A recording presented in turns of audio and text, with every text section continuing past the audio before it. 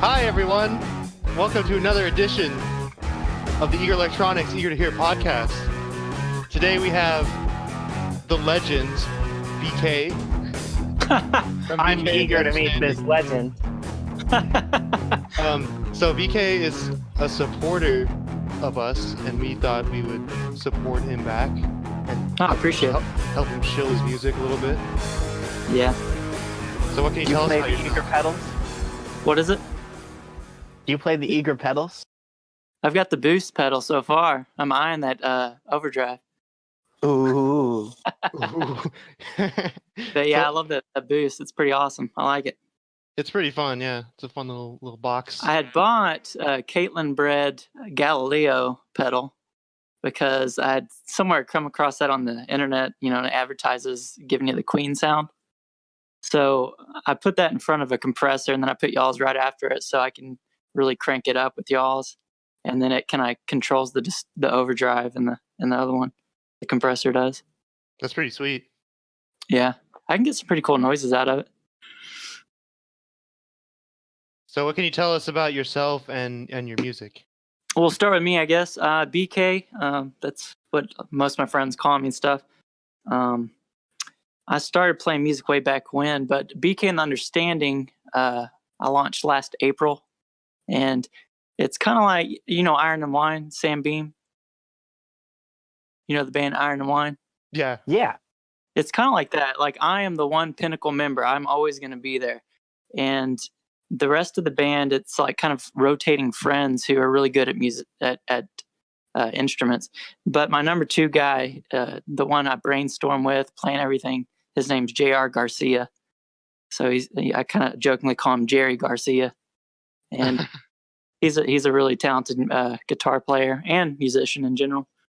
But we've been playing around the Fort Worth area, a lot of small places over the past year. But full time, I've been a school teacher for the last 7 years, taught high school English.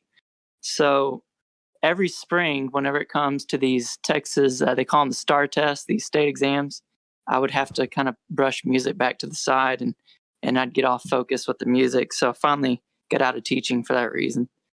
So kind of in a transition period right now at the moment where I'm transitioning out of that into freelance writing and trying to finish up at least 3 albums worth of songs I've written over the years. So So you just have a whole lineup of songs you haven't finished yet, or yeah, they've been DIY projects because the town I live in is a country town. Like, it's a big Texas country music scene, and I don't play Texas country music. Like, I would feel like a phony if I even tried. You know what I mean? That's like not my cup of tea. So even though I'm from Texas and I live in this, it calls itself the cowboy capital of the world. It's just not who I am. So I can't really. It's hard for me to get gigs in the town I live in because of that. So that also means a lot of the studios and those hookups, they're usually used for Texas country music. So I've been just doing a DIY project for the past few years and just trying to make the best of it as I can and hoping that once I get those done, it'll help me pay for studio time maybe next summer or something and get professional recordings done. yeah, that's awesome. I didn't see that you had any professional recordings. I listened to some of your songs on YouTube, like the videos you had. It was pretty neat. Yeah, I appreciate that. Where do we get the professional recording? Oh, I don't have it posted yet. I have one CD I would sell at shows, but it's really lo-fi quality, so I don't post those online. It's not something you'd want people to get a first impression with. Like, some of them are from over 10 years ago, and I did not know what a metronome was. Well, not literally, but in concept, I didn't really get the idea of a metronome. So it has a couple live tracks on it that are, it goes all over the place. But I'll sell at shows just to generate some income. And usually people who come to those shows, they're really engaged with me. And so I know it kind of covers the flaws in it. Does that make sense?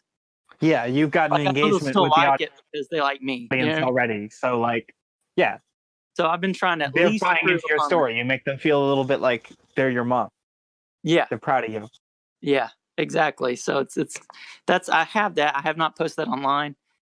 So I have one album that I start. The songs date back from over 10 years ago, and I'm probably gonna end up with 3 different versions of it because I started doing like solo tracks of it where it's just me and my acoustic guitar, but I didn't know how to do vocals at the time, and so I'm gonna go back and redo some vocals on that. That'll probably be the first one I post. It'll be called The First Works. And then while I've waited on my other band members, so to speak, to contribute. What did you learn about vocals in that time? Well, really just stuff I could use. I have to also, think about what do I have access to. And so what I did recently, I was like, this sounds really quiet when I record it. So I went and got my PA from a place I play here in town a lot. And I picked it up and I plugged it in my computer. I've been using my own computer and stuff. And that helped a lot. It just got louder because I have a quiet voice naturally. And I was just like, I had a condenser mic plugged directly into one of those old M audio interface things. And I was just going directly into that and it just wasn't working. So I went and picked up my little PA, plugged it in. That way it got a lot louder. If you could boil what you've learned into like advice for people. Honestly, if you can afford to pay for professional stuff, I mean, do it because it's so much more efficient. And that's something I've learned, but I'm a little stubborn. So I'm sitting here wanting to finish the stuff. You know what I mean? Like I want to finish what it started. But if you're just like me and you like that, I want to do it all myself, then, definitely don't just listen to the guy at Guitar Center who's trying to sell you stuff. Talk to people who've actually recorded, get advice from them. Because if you go in a Guitar Center, the guy's just going to sell you whatever he can and be like, oh, this is what I like. And it's probably going to be shitty, honestly. So make sure you get advice that's not from salesmen. They get commission on all that stuff. They get commission, so that makes sense. Yeah, and I'm not completely bashing Guitar Center. I still go in there here and there, but I mean, I've learned that over the years that they are trying to sell me something. So if I want an honest opinion or someone to really relate to me, I go other places. But I don't think you would really get a store to relate to you. Yeah, it's probably a store, not. You're a person. Yeah, it's people are agents of the store and not agents of their own humanity. Yeah, that's true. But yeah, it's okay. So I covered that. So I've got like 3 different versions of that because I started dabbling, and one version is going to have my original drummer. His name's Graham, and then I'm playing all the other instruments and singing. And again, these are songs I wrote, and then I'm dumbing that down or reducing that down to acoustic, bass, and drums, and I'm sharing those with my other bandmates, so that they'll contribute, and then that'll be a different version. And I'm just thinking creatively here. I'm thinking about posting each in different platforms, like the one I'm doing completely on my own. I might post on like SoundCloud, where it's not known to be as good a quality as Bandcamp, and then the one where bandmates contribute to, I'm thinking about posting on Bandcamp when it's ready. Well, one of the things that's nice about Bandcamp is that it sends out the email to anyone who's downloaded before and given their email. Yeah, I love Bandcamp so far. I'll give a shout out real quick. I have a friend who lives in Nashville, and he's got a band called The Brunswick you guys need to check out. And he's really been encouraging me to check out Bandcamp for my own music. He really likes it. That sounds really familiar. What's the band name again? The Brunswick. The Brunswick. Okay, let me look it up.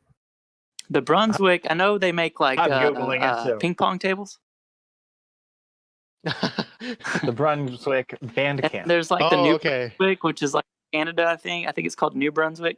I don't know where he got the name, but I asked him about it. He's like, I don't remember where I heard it. I just like it. So. Do they write songs with titles like Headless Body and a Topless Bar? Yes, I think that is one of theirs. Yes. Okay. All right. I found the right thing. Name for the EP. It's like Cathartes or something. Aura. Yes, that's them. Yeah, it's my the singer is one of my best pals. His name's Caleb, and he's also the bass player. These song titles speak volumes. Vatours à la fin du monde. I love it, man. Blackout the sun. Are you guys fans of like Soundgarden? Yeah, a little bit. It kind of reminds me of them. I mean, he's not a Chris Cornell, but the sound, it kind of reminds me a bit of Soundgarden. It's not a Soundgarden ripoff by all means, but Kind of reminds me of Soundgarden. Anyway, did we digress again? Sometimes I just start rambling. No, this is good. We're good. So those three different versions are actually the same set of songs, and then I have another one that I'm more excited about to finish. And that one will probably be called, I don't know, it might be self-titled, but that one's going to be more the direction we're going, and it's got more rock songs. Like I don't know, like I'm a huge Tom Petty and the Heartbreakers fan, so naturally I kind of fall into that category myself. So these songs might kind of be that kind of setup, me, singer-songwriter, leading with just rhythm guitar, got a really talented lead player, bass, just kind of that basic rock setup, I guess. What are you going to do for art direction? For art direction? Art direction. What is it? Like imagery that you associate with yourself, like, stuff that you would use on album covers, but also like you should, have something that's related to it in your music videos and website headers and all that shit. For the first set of songs, I had a former student paint a portrait of me. I'll use that for an album cover. And it's from me years ago when I first started writing those songs. And that's just, me with long blonde hair playing an acoustic guitar. But then for the new songs, there was an artist out of Wichita Falls, Texas that I had gotten approval with to use some of her artwork, but I hadn't talked to her in a few months, so I'll have to check back with that. But she had done a lot of line drawings, and they were, what do you call it, kind of surrealist. Like they didn't necessarily make one thing you could point to and be like, oh, that's what that is. It's just kind of whatever the inspiration took her hand, that's what she created. And I was going to use maybe that for a black and white line drawing for the cover. So some drawings and paintings. Yeah. I'm really into using like actual art myself, if I can. Actual art. Yeah. Well, I say actual art. You're like something someone with their bare hands created, I guess. Does that make sense? Yeah, I like that. Yeah, because like nowadays everything's like graphic design on the computer, and I do like that stuff. But with my stuff, I guess I want something a little more organic, Right, analog, like something you can't just torrent. Yeah, and that's one thing that's a perfect, I guess, connection with what I do. I don't like things that are too perfect, which makes me, I guess, a minority these days because everything's like auto-tuned and stuff.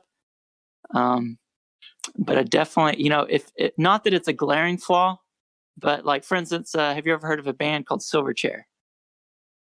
I've heard of them, not super familiar with them. Anybody else? Had their debut album came out in '95. It's called Frog Stomp. And they were teenagers at the time. And this is back when the grunge movement was booming. And maybe on the tail end of it, actually. But you could hear where like the PA system hums back on a few takes. And they just kept it. They didn't try to go back and redo it. They just kept it. And I kind of like little details like that. It seems like to me it engages me more into the music. Like, oh, that's a real moment that was, you know what I mean? Something broke. Yeah. Yeah, anyway, I feel that. Sorry, I started rambling. Why don't y'all say something for a while? This is a pretty good discussion. I was into it. I know I haven't said much, but I think Sai's bringing on the questions pretty well. Yeah. Yeah. Good job, Sai. I'm such a quiet guy. Thank you. Sometimes when I get the chance to talk, I just start talking and I just go. Wait, I have a question. Happy to be talking about what you're doing, and like I think that's good. You got to get your message out there. Yeah. What is your message if you were to like say it in those terms? Like behind the music? Is that what you're talking about? Yeah. What's the who you are that you hope comes through? I think honest. I mean, I'm a pretty spiritual guy, so my spirituality definitely defines me. But I try my best not to be a religious guy. So everything I do, art and stuff, it always somehow ties back into my spirituality. But I try to write the music, the new stuff at least, in a way that it's relatable. Kind of like, like Bob Dylan used to do and still does. And even U2 a little bit, but U2's a little more forward in some of their songs. And just some of these other bands that their spirituality's there, but they're not they're not like some cheesy band that's trying to convince you of their spirituality. Does that make sense? Yeah. Like it's there and you can tell if you're looking for it, but if not, you can just enjoy the music. And that's kind of, I guess, I don't know. That's one message, I guess. I guess. What is your spirituality exactly? Well, I definitely believe Jesus is the Christ. Does that make sense? Well, I guess that makes sense. But I don't identify with what most people call as a Christian. Does that make sense?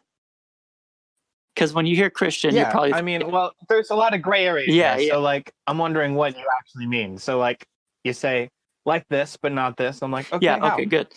So, like, when you say, oh, I'm a Christian in America, that really doesn't mean much, but it's like, okay, so you're like a middle, what do you call it, white, middle class Republican or something, or you go... You probably think Bible verses sound cool. Yeah, you're easily offended by things, or you think I should put more clothes on, or you're not okay with my tattoos, and just weird stuff like that. And I just don't. The deeper I get in my faith, I guess, the more I'm not like that. And so I don't know. That's why I started with saying I believe Jesus is the Christ, but not necessarily jump on that. Oh, I'm a Christian type thing. Does that make sense? Yeah, that's cool. Everyone you've has read their own the Bible and you interpretation. take some lessons from it and you hold them close to your heart because you believe that true stories of a holy thing that happened. Absolutely. Yeah, I think they testify to the truth. But at the same time, if you're reading another book, I don't think that you're condemned to hell for reading another book. Does that make sense? Yeah. You underestimate how clear you are. All right. What's your question, Andrew? You had a question. Oh, yeah, I had a question. I was wondering how you got the name because I remember reading in the video description had to do something with Dr. Seuss. Dr. Seuss. Hold on. Oh, that was one of my songs. That was The Lifted Lorax. I wrote a song called The Lifted Lorax. So I do love the Dr. Seuss kid books and stuff. And I think I love them mostly because of the really deep philosophical messages hidden within them, especially The Lifted Lorax, which is a criticism on, environment and environmental issues and, what do you call it, industry and how it affects that. So I sat there and I was thinking one day, if I were a Lorax, you'll just have to go there. What would be my message? As I lifted myself up. Are y'all familiar with the Lorax story? Yeah, environmental conservation. He spoke for the trees because they couldn't speak for themselves, and and then at the end, when he failed, he lifted himself away. Yeah, and he lifts himself away. So I kind of picture that moment. It's like, well, what would my final message be? And I kind of wrote that song, and I wrote that song from that, and just whatever flowed. I try to tap into that inspirational moment and balance it with the English teacher in me that's all about let's get it as grammatically correct as we can.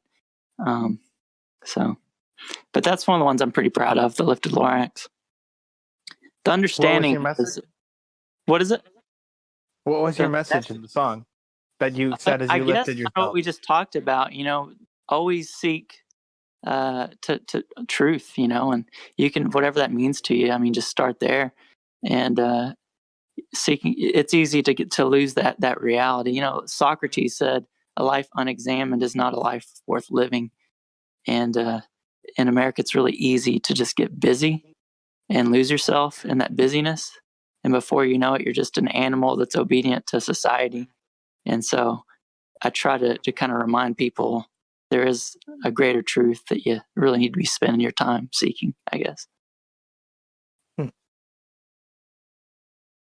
Cool. Yeah, that's a good one. That's a good one. Yeah. And I would say that kind of ties into the whole understanding reference. That's one of the symbolisms to the understanding in my name.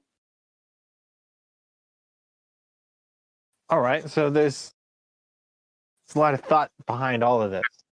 Yeah, I am pretty philosophical, I guess. Yeah. Are the albums, you said you have 3 albums worth of material. Is there like a through line for each of them? Like there's an act 1, act 2, act 3? Not yet. I've already written plans for the next things for that though, where there will be. So the first works actually they're older songs. Those are very spiritual songs and they're a little more blatant. And then the ones that I'm more excited to get to work on are the next set where I mentioned the line drawings as a cover album. and those are more the direction we're going, where it's just music. Hopefully, people can enjoy, but with hidden spiritual realities behind them, I guess. And the direction we're going in will have more stuff where there's acts to it. My lead guitar player I mentioned earlier, JR, who's my secondhand man, he is a huge metalhead and progressive rock head. Like, he loves those two genres of music. That's almost exclusively what he listens to. So I'm hoping to collaborate more with him, and in doing that, inevitably there'll be more stages and acts to the music we create. That's always good. The prog thing where it changes as it goes. It builds and builds and builds. Building is so good. He's really got me listening to that classic band Yes these days. But that's the one that has all the Roger Dean cover art, right? I think so. Yeah. It's got the globe on it. Is that Roger Dean? Well, Roger Dean is the sci-fi landscape painter who is known for just doing all kinds of like amazing psychedelic images. I think it is him then. Yeah, because that rings a bell. He does all these like towers of repeating shapes. Uh-huh. What about Eager Electronics? What do you guys have for me? What do we have for you? Yeah, what questions do you guys have? We covered a lot. Yeah. that was like all my questions. So I just like read my mind and just had all the questions ready. Yeah. And I just wanted to know about your name, and then you answered that. Yeah. Well, I tell people that BK stands for Big Kid, but you're a big kid. It seems like you know a lot about music. That's pretty cool. Well, yeah, I'm not. Well, it depends on the context of what you're saying. I mean, I'm not trained. I'm self-taught. Most people are. Yeah. So I can't read a lick of music. I'm aware of chord structures. I'm aware of some of that stuff, but I'm by no means musically educated. So I always love hearing people who are. Like, I went and recorded bass tracks for the Fort Worth up and coming band, Night Lamp Stand. I think that's what they call themselves. And I mainly know the singer songwriter. And we collaborated with the guy that's recording his music, and that guy, he's really well educated, and I just soaked in everything he was saying, and then I'd be like, okay, show me. And so he'd show me, and I'd do the best I could to mimic it. But that's pretty fun. So I soak in as much as I can, but I'm not educated. Something funny, my mom is the reason for that. So my mom had this fear I was going to be a nerd. So she wouldn't let me be in band in school, and she wouldn't let me be in Boy Scouts. Oh yeah, that'll make you a nerd.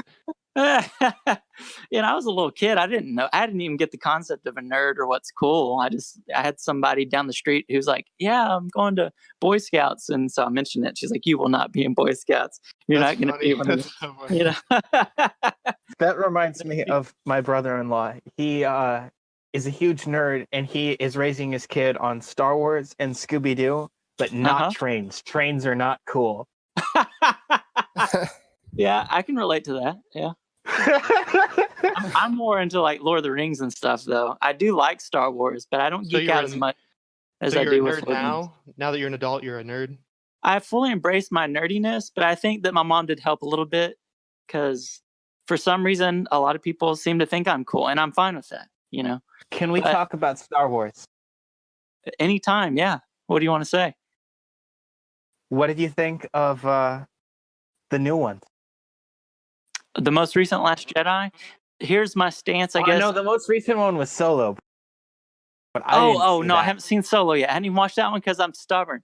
And I'm like, it's not Harrison Ford.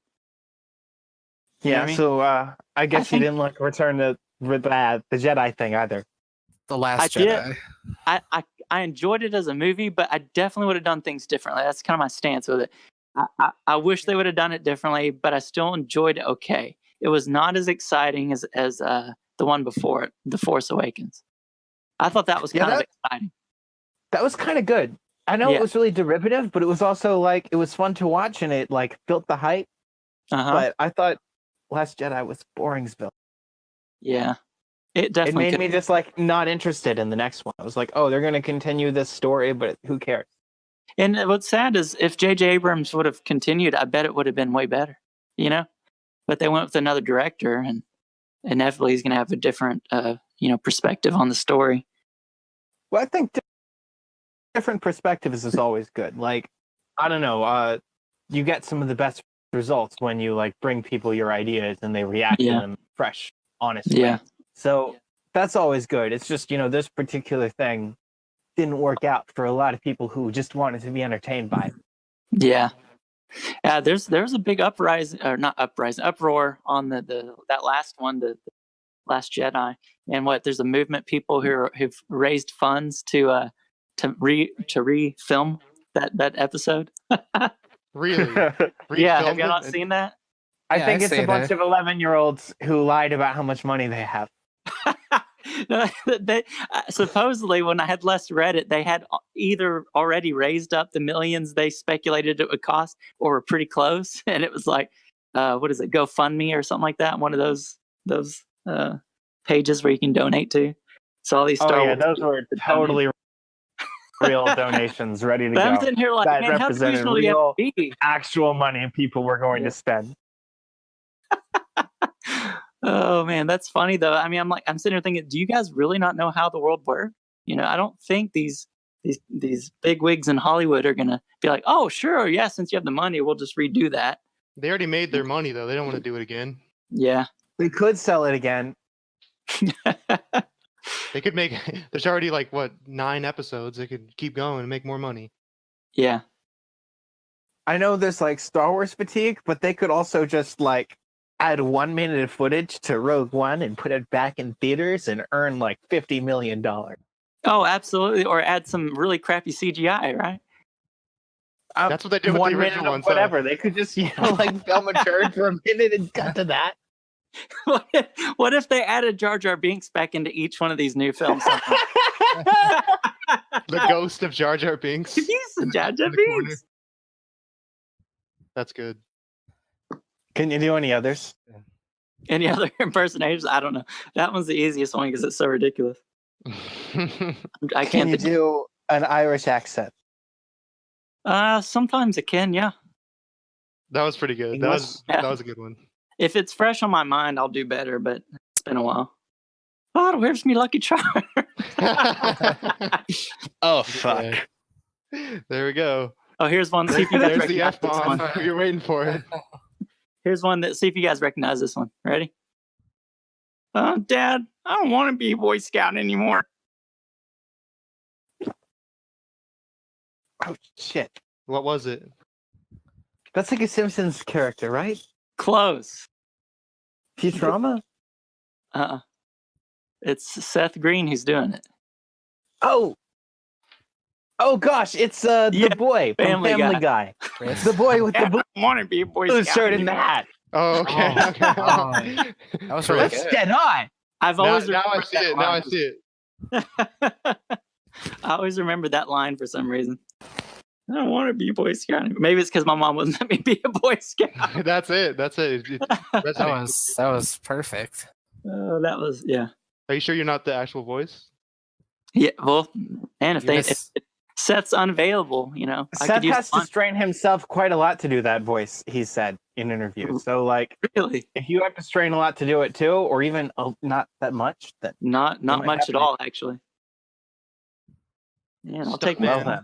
You're the voice stunt man. Yep. Oh, have you seen that you episode could be of an Talking impersonator Keys? for parties. I don't think people know what.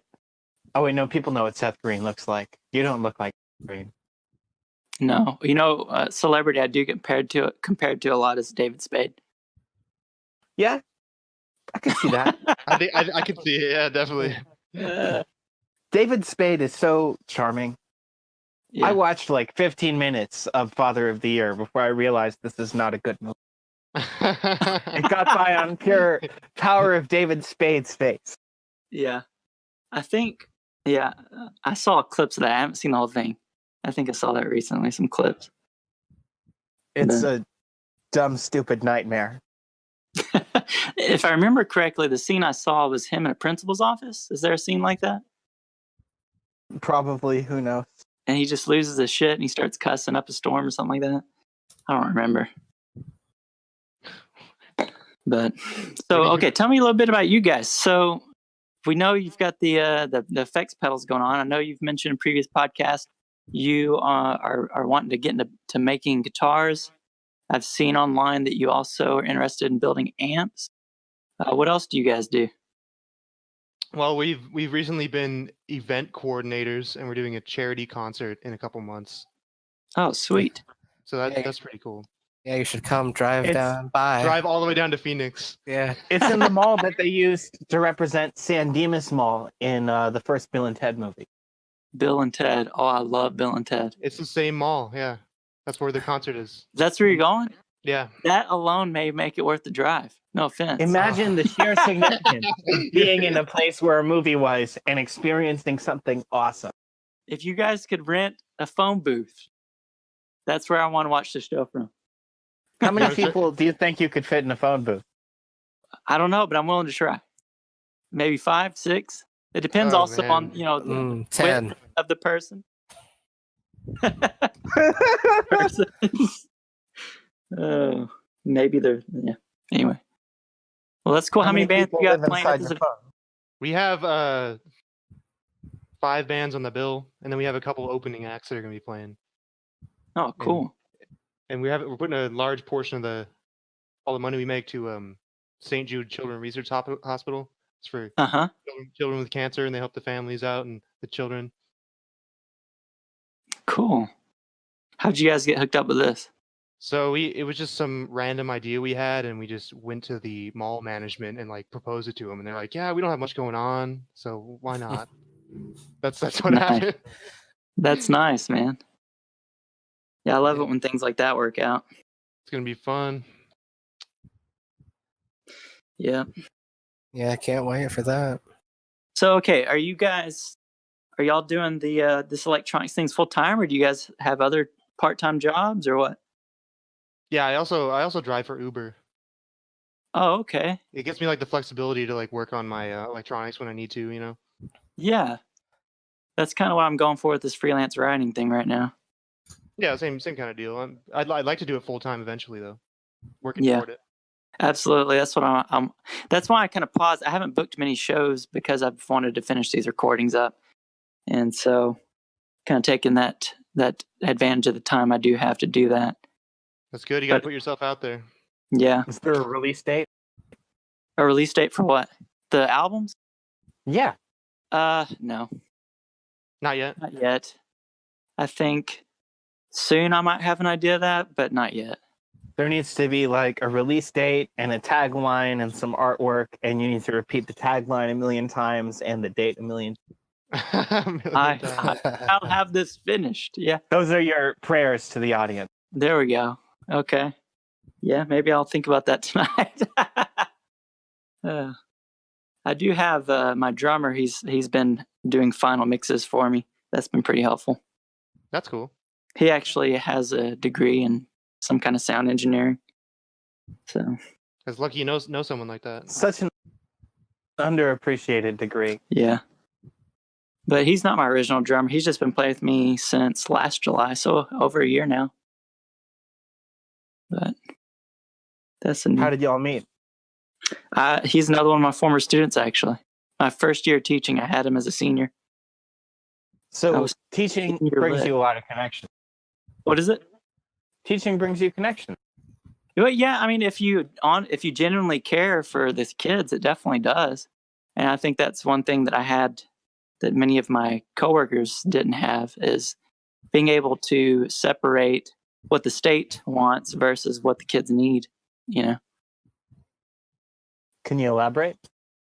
Well, I mean, everything is so statistically and data driven now, and teachers are so overworked and have so many duties. Like now, there's this trend in Texas.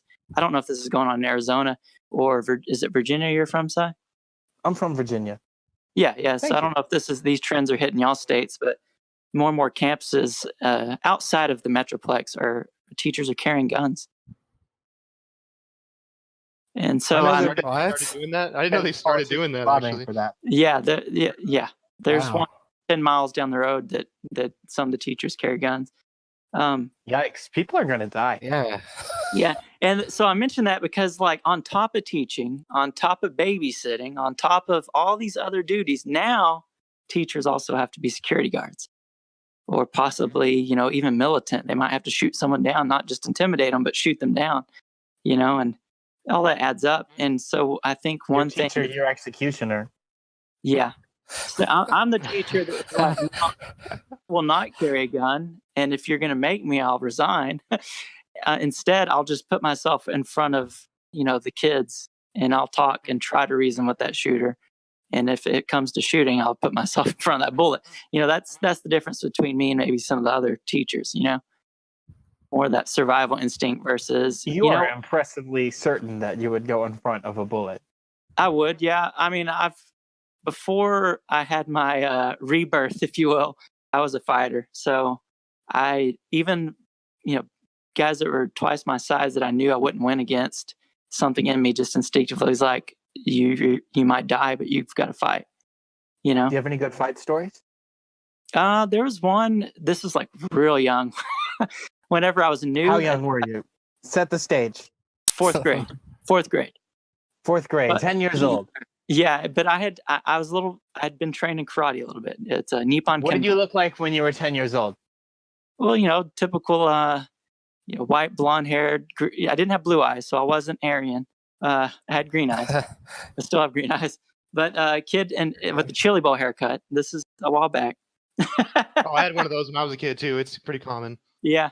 So anyway, but I was a new kid, and so it was a small town, and my mom was the teacher there. That's what took me there. And so all the girls were giggling and giving me all their attention because there were maybe 12 kids in this class. So the new kid, automatically, I'm getting all the attention. And 3 boys didn't like that, and they were going to come. Looking back, they were going to come, let me know I was in their territory. But I automatically perceived a threat, so I punched one in the face, kicked the other one in the head, and they all ran off crying. Like they just, So Wow. I'm like, okay, these 3 guys are surrounding me. Act now, or you'll get jumped. So I just punched one, kicked the other one, and all 3 of them ran off. So that's how you stand up for yourself. yeah. There was this one kid. He ended up being a linebacker for Texas Tech right out of high school, and I thought he looked kind of like Butthead off of Beavis and Butthead. Like Was he like a big guy though? He's a big guy, yeah. Because Butthead's not a big guy. Yeah, and he was a bit of a D-bag. I knew if it came to blows, I probably wasn't going to win this fight because this was 8th grade and he's already 6'3", 185 pounds muscle. I mean, he was already a man when we were in 8th grade. Oh my God. Yeah. 8th grade. So, I knew I probably wasn't going to win this one, but I also knew if I didn't stand up, he was going to continue to kick me in the shins under the table and stuff like that. So I just told him, I was like, I don't give a fuck who you are. I will kill you, motherfucker. And I just started cussing him out, and I intimidated him so much, he never bothered me again. Anyway, but yeah, I just lost my shit on him, and I guess he thought I was crazy, so he didn't mess with me. And when was that? 8th grade. 8th grade. So, that's part of the trick, too. If you can just convince them you're bigger than you are, you might win the fight right there. Just like bears. Yeah. Yeah. Just gotta have the biggest balls, really. Oh. Pugnacious children are exactly like bears. Oh. So, okay. So, I know what was your band name again? I've been releasing stuff lately under Girls with Depression. Oh, that's right. That's right. Yeah, I like that name, actually. Thank you. Yeah. And what was the other one? It was just your name? Yeah, Sign Nothing. Sign Nothing. Okay. I hadn't had a chance. I just listened to that podcast that you were featured on today, so I hadn't had a chance to check out your music yet. Yeah, the intro song on that podcast is one of his songs. Oh, cool. Yeah. Then I do like what I've heard so far. Well, thank you. Yeah. I've been working on new stuff. I've been thinking about my art direction. I want to use lo-fi 16-color images that were originally generated by a computer. Oh, wow. That's technical. I like it. Yeah, I feel really geeky and technical, and I make most of the music on the computer, and it's super not analog. So I want to embrace that totally in the geekiest way possible, because I got inspired by a video essay by Eric Taxon about the game Getting Over It with Bennett Foddy. And that game is an incredibly difficult game where you're supposed to get frustrated with controls that lie to you a little bit. and you're still supposed to be able to do this task, but anytime that you screw up once, you get sent all the way down to the bottom. And the game's interspersed with narration by the game designer about how he appreciates that you actually took the time to engage with such a frustrating piece of artwork. And very few people are going to get up here. So, you're not really part of the big tribe. You're part of a small group of people who like this kind of frustration. And what Eric Taxon said about it was that this is a love letter to people who like that sort of Oh, and cool. You should, for your own audience, make things that are really for just the people who are going to get it, and they should be love letters to people who get it. Oh, yeah. I like that, man. So that's why I want to use computer-generated imagery and then make it look like it only has 16 colors, like a Super Nintendo could display it. Dude, man, I like that stuff too. That's the generation of consoles I'm stuck on, actually. Sega, Genesis, and Super Nintendo. That's the best generation of consoles. I always go back to those. You can't play Spyro the Dragon on a Super Nintendo. Yeah, Yeah. I missed that one, so I don't have that attachment, I guess. That's Oh, PlayStation. Yeah, it's a PlayStation 1 game. I've been replaying it lately on emulator. Yeah. It holds up. It's so good. It's actually great. No, it is. That's one of my favorite games, honestly. Yeah. Yeah. So, Alex, you said you've got tons of recordings, right? I have a lot of recordings, and it's mostly just like jumbled up garbage. Well, I don't know about garbage, but it's just like stuff I recorded like off the cuff, Yeah. You ever plan on releasing any of that? I mean, I have two EPs that I. Oh, you do? Yeah, they're on my SoundCloud. It's just I Okay. think it's just Alex Eager is my SoundCloud, but it's just some of the music I recorded. Okay, I'll look that up. It's it's metal, so I can do metal. you can do metal. I can do it. It's not like what I get into, I guess, but I'll go through stages where I'll pull it out. And, like I said, my lead guitar player, he's a metalhead. And our biggest fan here where we live is a guy named Chad. He's also a metalhead though, but he's gotten to know us and he supports us better than anyone does. And he's got a podcast called Metal Lounge. But so I listen to a lot of metal, hanging out with those two guys too. Yeah, it's fun. It's good to have an eclectic taste in music. You can learn a lot of different things from different genres of music, Yeah. even if it's not your normal cup of tea. Okay. Now, is Lord of the Memes still here? Yeah. Lord of the So- Rings. Oh I- my god. Yeah, Lord. He's quiet. Yeah. He's shy. Not shy. Could you say your mom goes to college for me? Why? Say it.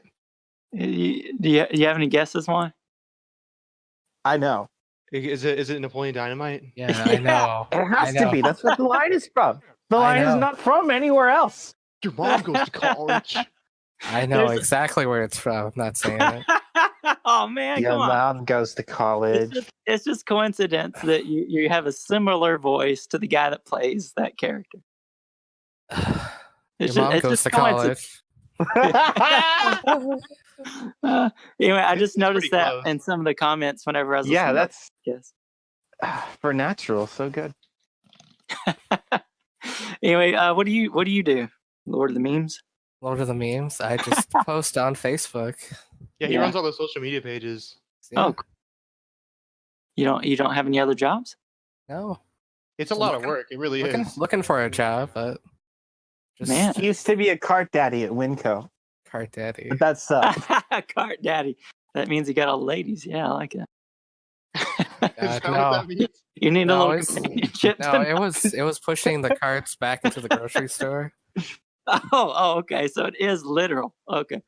Yeah, but I thought I misread the cart caddy as cart daddy at first.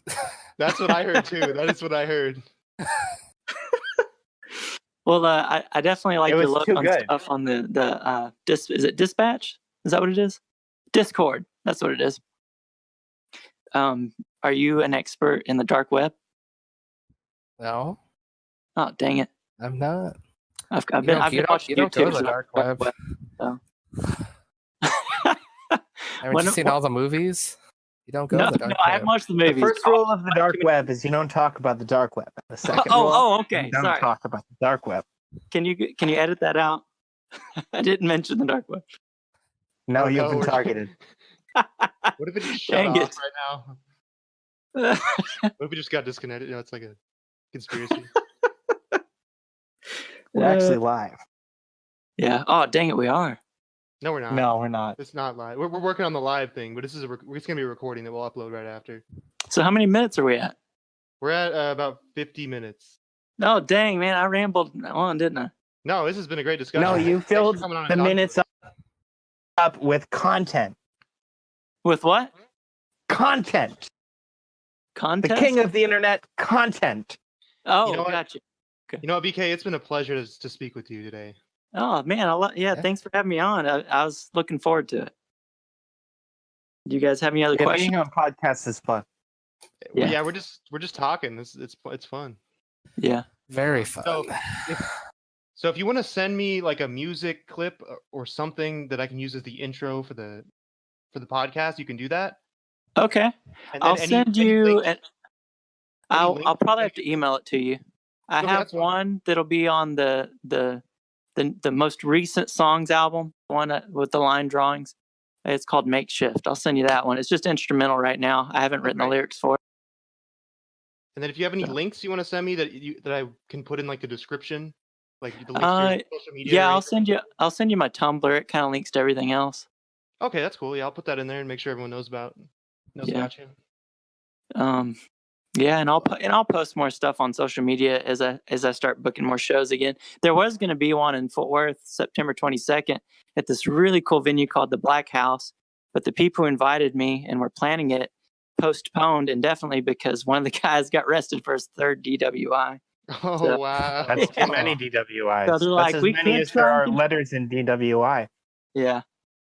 So he was they first one thought you about get is the D. continuing, and then I guess the majority decided they were going to postpone until he got out of jail. So, but I do want to play more places like that.